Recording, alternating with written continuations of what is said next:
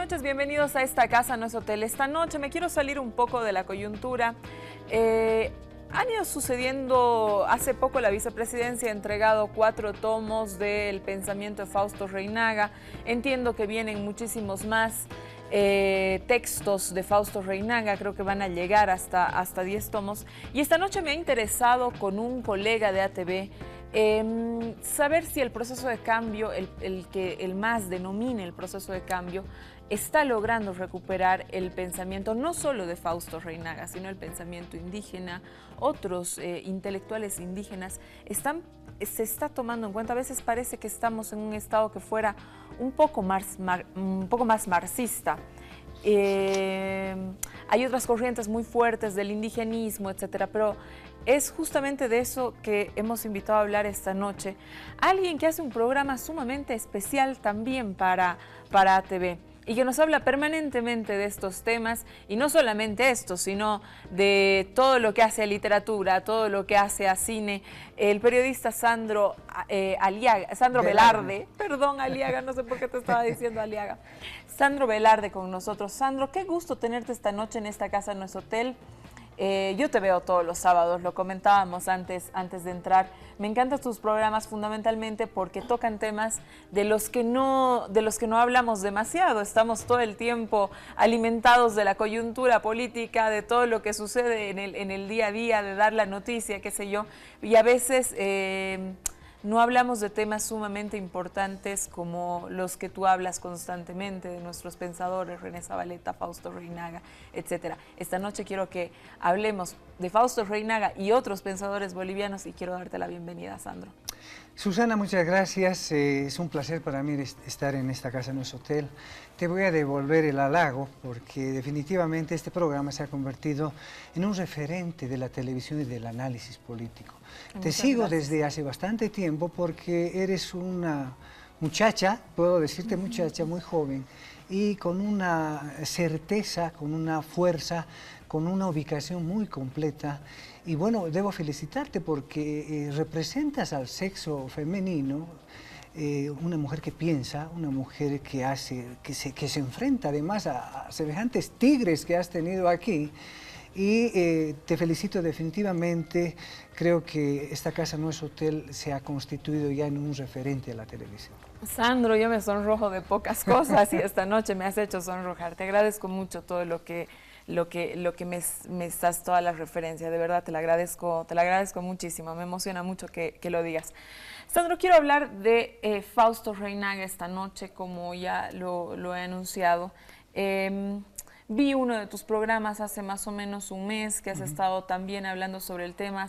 Hace unas semanas también la vicepresidencia ha hecho entrega de 4 tomos del pensamiento de Fausto Reynaga. Para algunos, Fausto Reynaga sería una suerte del Mesías de lo que está sucediendo ahora mismo, ¿no? La liberación del indio, y no solamente la liberación, sino el indio en el poder. Hoy tenemos a Evo Morales, un indio presidente además hace 10 años con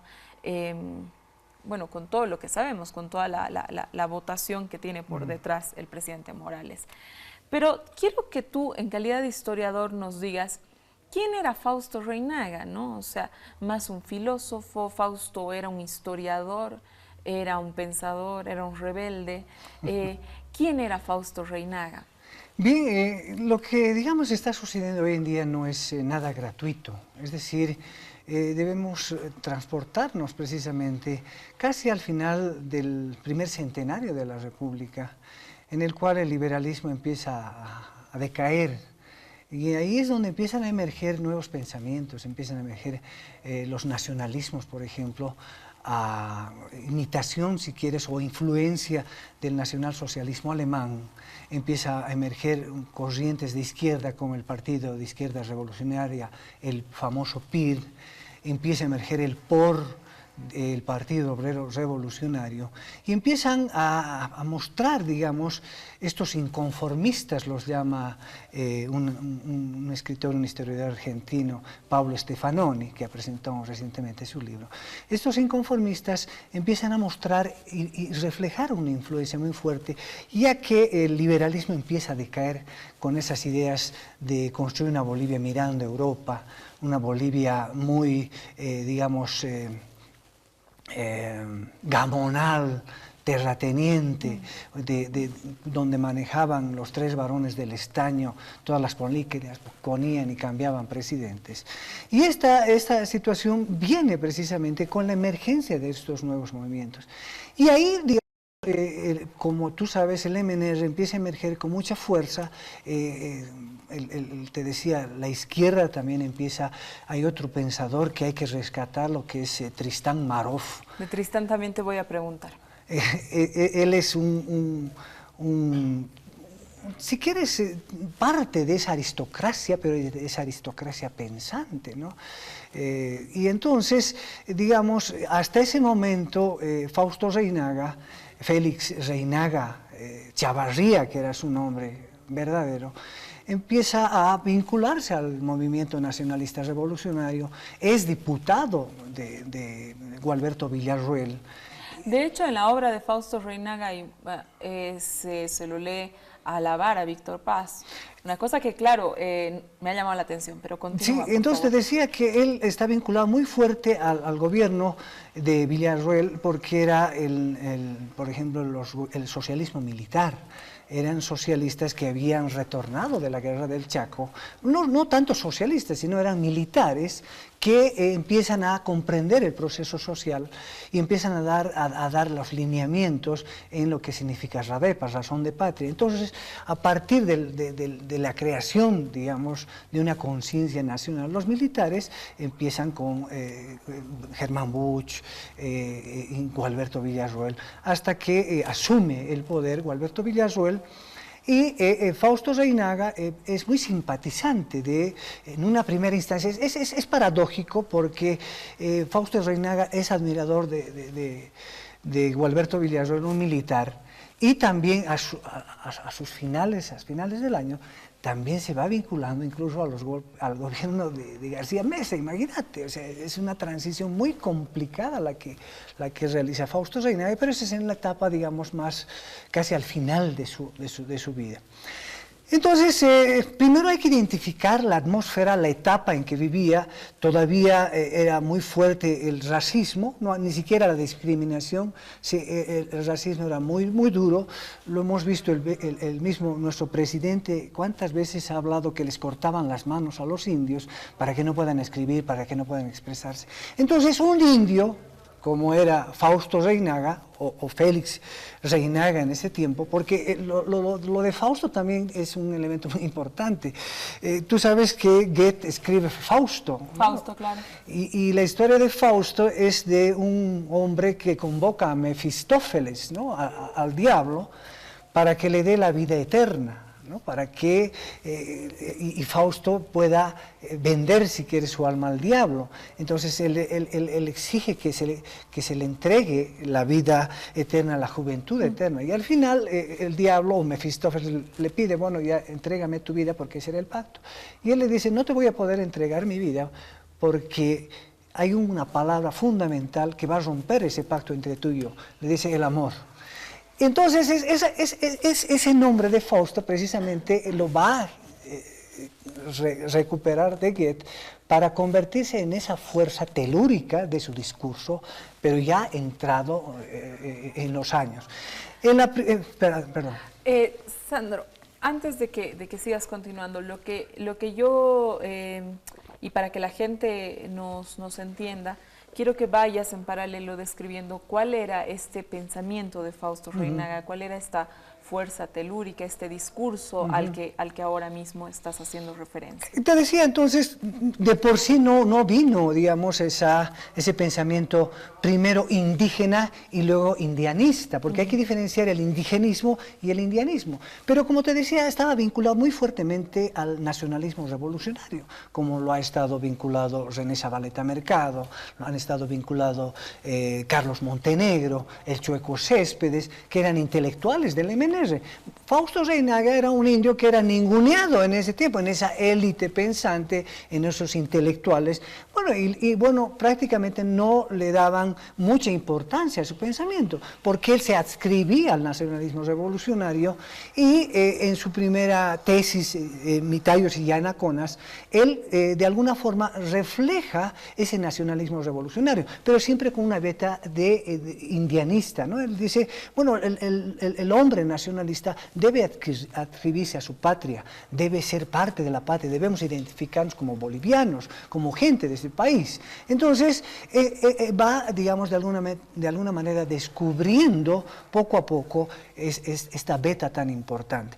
Luego de este proceso, va adscribiéndose al marxismo, porque como te decía, José Antonio Arce había fundado el PIR, el Partido de Izquierda Revolucionario, y tenían muy fuertes influencias. Y ahí está lo que te decía hace un momento, Tristán Marov, que de alguna manera también vincula al indigenismo, al indianismo, pero desde una visión, si quieres, de estudiosos, de gente, porque José Antonio Arce era pues un hijo de un hacendado, habían estudiado afuera, y entonces eran, digamos, contempladores de los procesos indigenistas. Por eso que el indigenismo fundamentalmente está vinculado a la literatura, ¿no? Es decir, incluso Franz Tamayo empieza a enarbolar la fuerza de la raza de bronce del indio, y esto en su poesía, Fernando Díez de Menía lo llama el hechicero del Ande,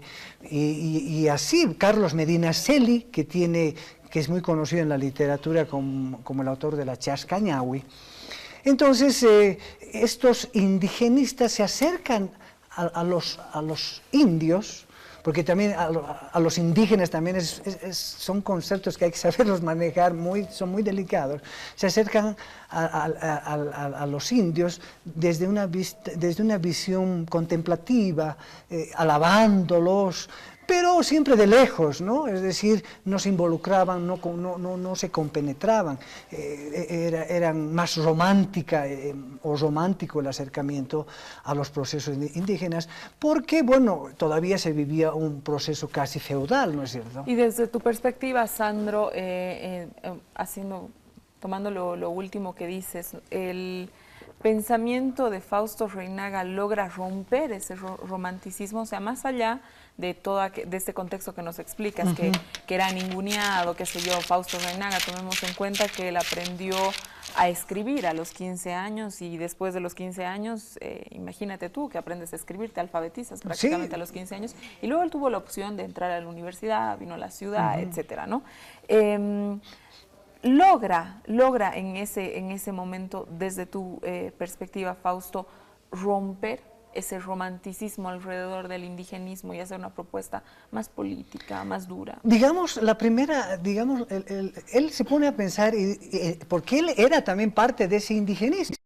O sea, él se quiso, bueno, porque la época así lo decía, él se empieza incluso a cambiar de apellido.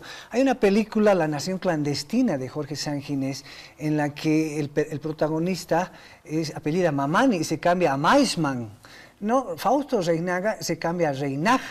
O sea, para poder blanquearse, para poder entrar a esa sociedad y ser aceptado con su pensamiento. Pero pese a ese blanqueamiento, o sea, la aristocracia literaria, los pensadores, bueno, no lo toman en cuenta por su condición de indio.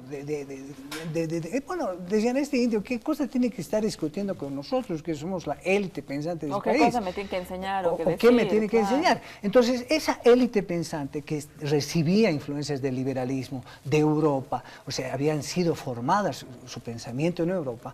Entonces, Fausto Reynaga se pone a pensar y dice, bueno, ¿qué tengo que hacer para que yo pueda emerger con mi pensamiento? Entonces empieza a criticar precisamente a estos aristócratas, a estos pensadores, empieza a criticar cuando en una primera instancia alababa a Frans Tamayo, empieza a criticarlo a Frans Tamayo, a Costa d'Urgell, que eran, y al mismo Carlos Medina Celi, y empieza a ponerse a su nivel. Es decir, ustedes no tienen por qué hablar del indio cuando no son indios, ustedes tienen un pensamiento occidental, tienen un pensamiento encubridor de lo que es el indio, y bueno, el feroz enfrentamiento va a ser precisamente como Fernando Díez de Medina, ¿no? A Fernando Díez de Medina lo hace trizas con escritos, le indica que él es un gamonal, que es un tipo que no está a la altura para hablar a nombre de los indios, porque él tiene unas frases muy lindas en unos títulos de sus libros en aymara, y se creía el representante del indigenismo en ese momento. Entonces, Fausto Reynaga de alguna manera se enfrenta a estos pensadores y va, digamos, renegando de esa visión que tenía la aristocracia en aquel tiempo. ¿Y cuáles, si le podrías decir a la gente pedagógicamente, cuáles son los 3 pilares del pensamiento de Fausto Reynaga?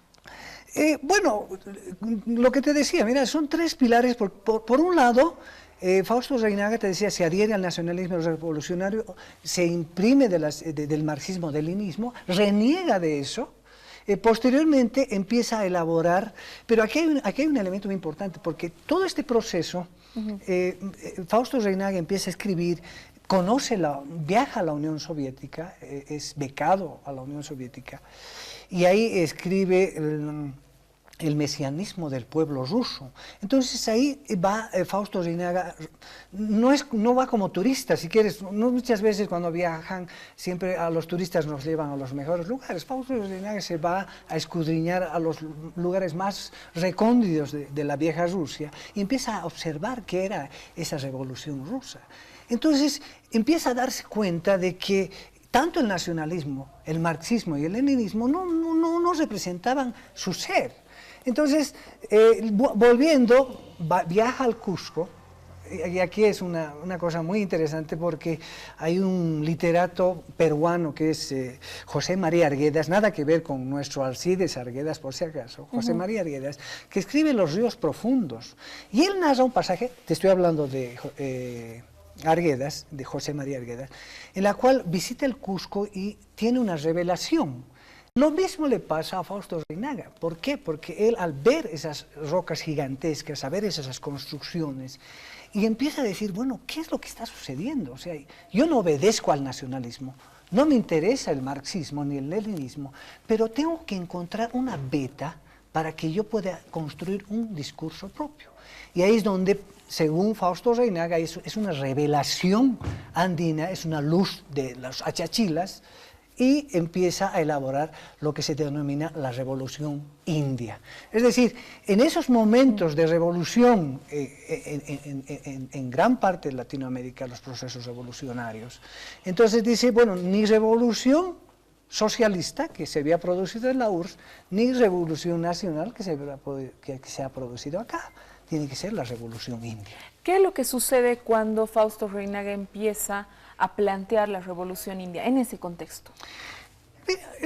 Como te digo, escribe su primer libro, digamos, es ya una segunda trilogía, ¿no? Porque en una primera etapa, te decía, es un enfrentamiento a la oligarquía o a los aristócratas de ese tiempo. Y el enfrentamiento a estos intelectuales que escribían alrededor del indigenismo. Claro. Y después, en un segundo momento ya plantea la revolución india. Exactamente. En el ¿Cuál es la reacción de, por ejemplo, estos intelectuales románticos que decía Tamay, que decían todo este grupo de la intelectualidad que mira al indígena desde la literatura o desde lo romántico? Claro. ¿No? Lo que digamos, yo entiendo es que, por ejemplo, cuando escribe Tesis India, él pensaba de que, porque escribe de una forma feroz, de una forma volcánica, o sea, unos epítetos muy fuertes, o sea, es como, ¿recuerdas a Felipe Quispe?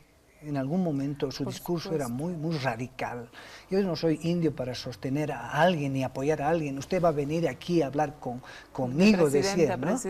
Yo soy presidente, voy a hablar. algo así era el discurso de Fausto Reinaga. Pero lo que pasa es que cuando él escribe Tesis India, pensaba lograr generar una conciencia al interior de los indios. Pero lo malo es que en aquel tiempo los indios eran analfabetos, o sea, no leían, no tenían acceso a leer, no tenían la capacidad de leer. Y con los únicos que tenía que discutir eran pues con la élite aristocrática. Entonces, ese es el elemento que apela a la discusión con los intelectuales. Y la pregunta que tú me haces, los intelectuales van a silenciarlo. O sea, es decir, va a ser muy difícil publicar un libro, por un lado, y si aparecen sus obras, lo van a ningunear, nunca van a tomar en cuenta ese pensamiento. Fausto Reinaga se quejaba mucho de que no le publicaban libros, que incluso él tuvo que hacer inversiones propias, sacar de donde podía para hacer sus publicaciones personalmente, ¿no? Ahí es interesante el esfuerzo que realmente ha hecho la vicepresidencia por la recuperación de textos que entiendo eran incluso manuscritos. Exactamente, es decir, entra en un proceso de silenciamiento de la élite, y como te digo, la crítica que le hace a este pensador, él no responde, porque lo ven de arriba. Entonces, hay un silenciamiento, no hay una discusión de sus obras, no hay una incorporación, digamos, a la intelectualidad por su condición de indio. Entonces, una vez más, se refleja precisamente esa discriminación que todavía, en parte del nacionalismo revolucionario, en parte de la izquierda, que se supone que era más amplia y progresista, bueno, era ninguneado, como todo el tiempo. Gran parte de la izquierda ha ninguneado a los campesinos, a los indios, nunca los ha tomado. O sea, la izquierda siempre ha pensado en el obrerismo como el factor que va a llevar al proceso de cambio. Y los indígenas eran pues menores de edad. Entonces, ese silenciamiento, esa no observancia de las obras de Fausto Reinaga hace de que vayan desapareciendo.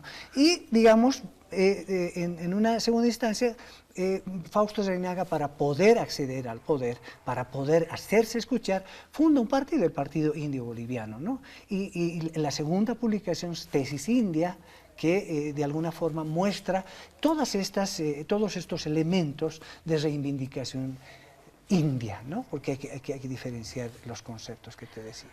Nos tenemos que ir a un corte, Sandro, interesantísimo realmente.